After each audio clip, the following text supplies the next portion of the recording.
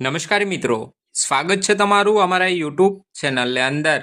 મિત્રો, આજના વિડીયોમાં વાત કરવાના છે વ્યક્તિગત આવાસ યોજના 2024નું ઓનલાઈન અરજી કેવી રીતે કરવી એમના વિશે।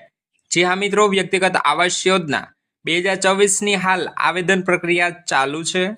આ યોજના અંતર્ગત ઓનલાઈન અરજી અરજદારોએ કેવી રીતે પોતાના ફોન અથવા તો લેપટોપના મારફતે કરવી એમની સ્ટેપ બાય સ્ટેપ વિગતવાર માહિતી આજના વિડીયોમાં મિત્રો આપણે જોવાના છે। વ્યક્તિગત આવાસ યોજના 2024 અંતર્ગત અરજદારોને આવાસોના બાંધકામ માટે સરકાર શ્રી દ્વારા ₹1,70,000ની સહાય સરકાર દ્વારા પ્રોવાઈડ કરવામાં આવે છે। આજના વિડીયોમાં મિત્રો આ વ્યક્તિગત આવાસ યોજના 2024નો લાભ મેળવવા માટે અરજદારોએ ઓનલાઈન આવેદન કેવી રીતે અને ક્યાંથી કરવાનું રહેશે એમની વિગતવાર માહિતી વિડીયોના મારફતે આપણે જોશું। સાથે સાથે મિત્રો જોશું કે ઓનલાઈન આવેદન કરતી વખતે અરજદારોએ કયા કયા ડોક્યુમેન્ટ અપલોડ કરવાના રહેશે, કેવી રીતે કરવાના રહેશે, સંપૂર્ણ વિગતવાર માહિતી વિડીયોના મારફતે આજે આપણે જોશું અને જાણીશું। તો મિત્રો, સંપૂર્ણ માહિતી જાણવા માટે ગુજરાતના તમામ અરજદારો જે અરજદારો આ વ્યક્તિગત આવાસ યોજના 2024નો લાભ લેવા ઈચ્છતા હોય તે તમામે તમામ વિડીયોના ખાસ છેલ્લે સુધી બન્યા રહેજો। અને મિત્રો, ચેનલ પર પણ નવા આવ્યા હોય તો વિડીયોને લાઈક કરી દેજો અને ચેનલને સબસ્ક્રાઇબ કરવાનું પણ ના ચૂકશો। તો મિત્રો, વ્યક્તિગત આવાસ યોજના 2024નો લાભ મેળવવા માટે અરજદારોએ તેમના ફોન અથવા તો લેપટોપમાં ગૂગલ ઓપન કરવાનું છે। ગૂગલ ઓપન કરી અને મિત્રો એમના સર્ચ બોક્સની અંદર તમારે ટાઈપ કરવાનું છે e1bandhu.gujarat.gov.in અથવા તો મિત્રો vky.gujarat.gov.in બંનેમાંથી કોઈ પણ એક વેબસાઇટ ઓપન કરવાની રહેશે।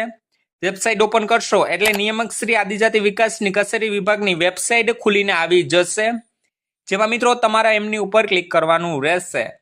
એમની ઉપર મિત્રો તમે ક્લિક કરશો એટલે આ મુજબનો એક પેજ ખુલીને આવી જશે, જેમાં મિત્રો નાગરિકોનું લોગિન એવું ઉલ્લેખ કરેલો છે અને એવું પેજ ખુલીને આવી જશે, જેમાં મિત્રો અહીંયા અરજદારની યુઝર આઈડી, પાસવર્ડ તેમજ કેપ્ચા કોડ અહીંયા દાખલ કરવાનો રહેશે અને લોગિન કરવાનું રહેશે। પરંતુ મિત્રો હાલ નવા અરજદારો પાસે યુઝર આઈડી હોતા નથી તો તેમને નોંધણી કરાવવાની રહેશે। તો મિત્રો અહીંયા જે ઓપ્શન રહેલું છે નવા યુઝર, કૃપા કરીને અહીં નોંધણી કરો, એમની ઉપર મિત્રો તમારે ક્લિક કરવાનું રહેશે। એમની ઉપર મિત્રો તમે ક્લિક કરશો એટલે આ મુજબનું રજિસ્ટ્રેશન ડિટેલની ફિલઅપ ફોર્મ તમારે ફિલઅપ કરવાનું રહેશે, જેમાં મિત્રો અહીંયા ફૂલ નામ જે મિત્રો આધાર કાર્ડ મારફતે આધાર કાર્ડમાં જે પ્રમાણેનું નામ હોય એ પ્રમાણેનું નામ અરજદારોએ અહીંયા દાખલ કરવાનું રહેશે। તેમના પછી મિત્રો જેન્ડર એટલે કે તમે મેલ છો કે ફિમેલ એ મુજબનું તમારે અહીંયા ઓપ્શન સિલેક્ટ કરવાનું રહેશે। તેમના પછી મિત્રો અહીંયા જન્મ તારીખ એટલે કે બર્થ ડેટ તે તમારે અહીંયા સિલેક્ટ કરવાની રહેશે। અરજદારનો Aadhaar card number, email ID, caste એટલે કે કઈ કાસ્ટમાંથી તમે બિલોંગ કરો છો તે તમારે અહીંયા સિલેક્ટ કરવાનું રહેશે। તેમના પછી મિત્રો મોબાઈલ નંબર, પાસવર્ડ તેમજ મિત્રો અહીંયા કન્ફર્મ પાસવર્ડ, મિત્રો પાસવર્ડ ખાસ કરીને યાદ રાખજો, તેથી મિત્રો તમે લોગિન કરતી વખતે પાસવર્ડ ભૂલી ન જાઓ, જેથી મિત્રો સાઈડમાં તમે એક જગ્યાએ નોટ કરી લ્યો પાસવર્ડ જે તમે તમારી રીતે નાખતો એ મુજબનો। તેમના પછી મિત્રો અહીંયા કેપ્ચા કોડ દાખલ કરી અને રજિસ્ટ્રેશન ઉપર તમારે ક્લિક કરી દેવાનું રહેશે।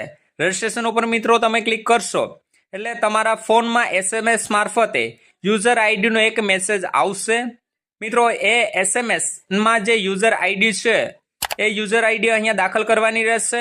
તેમના પછી મિત્રો અહીંયા પાસવર્ડ જે તમે આગળ નાખ્યો એ મુજબનો પાસવર્ડ અહીંયા દાખલ કરી કેપ્ચા કોડ દાખલ કરી અને મિત્રો તમારે લોગિન કરી લેવાનું રહેશે। લોગિન કરશો મિત્રો એટલે તમારી સામે આ મુજબનું એક પેજ ખુલીને આવી જશે, જેમાં મિત્રો અહીંયા 4 યોજનાઓ ચાલુ છે, જેમાં મિત્રો નિયામક શ્રી આદિજાતિ વિકાસની કચેરી મુજબની, જેમાં મિત્રો અહીંયા એક તો માનવ ગરિમા યોજના, સરકારી હોસ્ટેલમાં પ્રવેશ, આવાસ યોજના તેમજ કુંવરબાઈનું મામેરું। તો મિત્રો હાલ આપણે આવાસ યોજનાનો લાભ લેવાનો છે તો એ ઓપ્શન ઉપર તમારે ક્લિક કરવાનું રહેશે। એ ઓપ્શન ઉપર મિત્રો તમે ક્લિક કરશો એટલે આવાસ યોજના પ્રથમ હપ્તા માટેની અરજી એમની ઉપર મિત્રો ફરીથી તમારે ક્લિક કરવાનું રહેશે। એમની ઉપર મિત્રો તમે ક્લિક કરશો એટલે તમારી સામે આ મુજબનું એક નવું પેજ ખુલીને આવી જશે, જેમાં મિત્રો વ્યક્તિગત માહિતી તો આપણે રજિસ્ટ્રેશન કરતી વખતે નાખી દીધી છે। ત્યાર પછી મિત્રો અરજીની વિગતો તમારે અહીંયા નાખવાની રહેશે, જેમાં મિત્રો યોજનાની વિગતો તેમજ મિત્રો બેંકની વિગતો તમારે અહીંયા અરજદારને જે પ્રમાણેની હોય એ પ્રમાણેની તમારે અહીંયા દાખલ કરવાની રહેશે। તો મિત્રો અહીંયા અરજદારની વિગતો જે મિત્રો રજિસ્ટ્રેશન કરતી વખતે નાખેલી છે એ મુજબની તમારે અહીંયા વિગતો આવીને ઊભી રહેશે।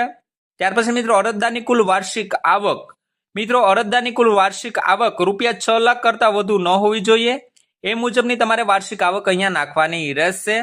ત્યાર પછી મિત્રો અરજદારનું ઘર એટલે કે કઈ પોઝિશનમાં છે, કાચું ઘર છે, ખુલ્લો પ્લોટ છે કે પછી મિત્રો જર્જરિત હાલતમાં છે, જે પોઝિશનમાં હોય એ મુજબનું તમારે અહીંયા ઓપ્શન સિલેક્ટ કરવાનું રહેશે। પ્લોટની વિગતો એટલે કે પ્લોટની માહિતી એટલે કે કેટલા ચોરસવારનો તમારો પ્લોટ છે એ મુજબ તમારે અહીંયા દાખલ કરવાનું રહેશે। અરજદાર શારીરિક વિકલાંગતા છે, જો હોય તો હા અથવા તો ના।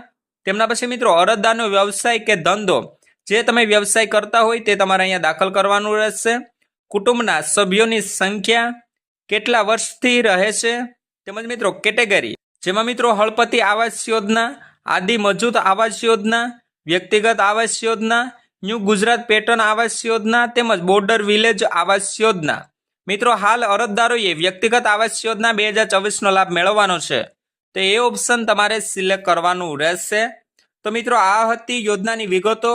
હવે તેમના પછી મિત્રો વાત કરીએ બેંકોની વિગતો વિશે, તો મિત્રો અહીંયા અરજદારની બેંકોની ડિટેલ નાખવાની રહેશે, જેમાં મિત્રો બેંકનું નામ, તેમના પછી મિત્રો શાખાનું નામ, ત્યાર પછી મિત્રો IFC code number, bank passbook મુજબ અરજદારનું જે મુજબનું નામ છે એ મુજબનું નામ તમારે અહીંયા દાખલ કરવાનું રહેશે।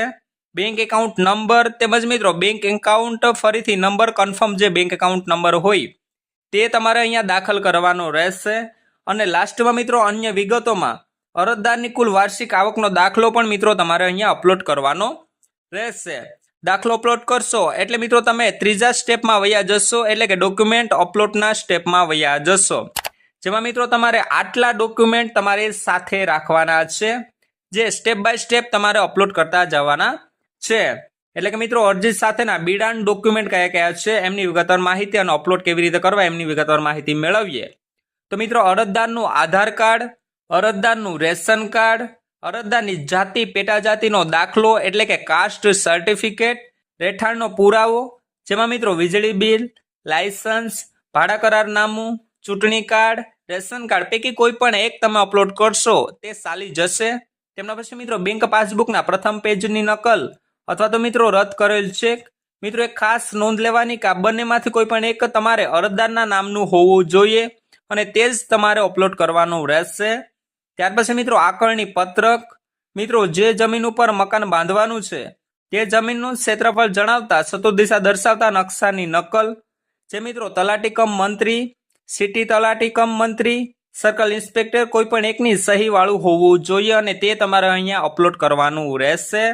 મકાન બાંધકામ રજા ચિઠ્ઠી, એકરારનામું, સક્ષમ અધિકારીનું પ્રમાણપત્ર, લાભાર્થીનો જમીન સાથેનો ફોટોગ્રાફ એટલે કે મિત્રો જે સ્થળ ઉપર બાંધકામ કરવાનું છે તે સ્થળ સાથેનો અરજદારનો ફોટોગ્રાફ તમારે અહીંયા અપલોડ કરવાનો રહેશે।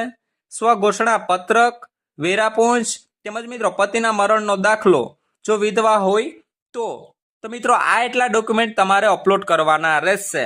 એટલે મિત્રો આ ત્રીજું સ્ટેપ પણ તમારે અહીંયા કમ્પ્લીટ થઈ જશે, જેમાં ડોક્યુમેન્ટ અપલોડની પ્રોસેસ પણ કમ્પ્લીટ થઈ જશે।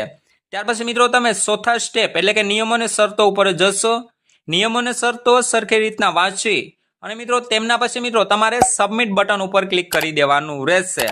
સબમિટ બટન ઉપર મિત્રો તમે ક્લિક કરશો એટલે થોડી જ વારમાં અરજી નંબર તમારા ફોનમાં SMS મારફતે આવી જશે અને થોડા સમયની અંદર જ તમારા ફોનની અંદર SMS આવશે કે તમારી અરજી ઉપર પ્રોસેસ ચાલુ છે અથવા તો અરજી નામંજૂર કરવામાં આવી છે કે અરજી મંજૂર કરવામાં આવી છે। તો મિત્રો બસ આ જ હતી વ્યક્તિગત આવાસ યોજના 2024માં ઓનલાઈન અરજી કેવી રીતે કરવી એમની સ્ટેપ બાય સ્ટેપ વિગતવાર માહિતી, જેમાં મિત્રો મેં આપને આગળ જણાવ્યા એ પ્રમાણેના ડોક્યુમેન્ટ તમારે અપલોડ કરવાના રહેશે, આટલી વિગતો અપલોડ કરવાની રહેશે, બેંક ડિટેલ આટલી અપલોડ કરવાની રહેશે। તો મિત્રો બસ આ જ હતી વ્યક્તિગત આવાસ યોજના 2024ની વિગતવાર માહિતી। મિત્રો વ્યક્તિગત આવાસ યોજના 2024 અંતર્ગત ઘર વિહોણા વ્યક્તિઓને ₹1,70,000ની સહાય મકાન બાંધકામ માટે સરકાર શ્રી દ્વારા પ્રોવાઈડ કરવામાં આવે છે। હાલ મિત્રો આ યોજનાની આવેદન પ્રક્રિયા ચાલુ છે, તો જે અરજદારો આ યોજનાનો લાભ લેવા ઈચ્છતા હોય તે પોતાના ફોન અથવા તો લેપટોપના મારફતે ઘરે બેઠા મિત્રો આ સ્ટેપ બાય સ્ટેપ પગલાં ફોલો કરી અને તમે તમારા ફોન અથવા તો લેપટોપના મારફતે આવેદન કરી અને આ યોજનાનો લાભ મેળવી શકશો।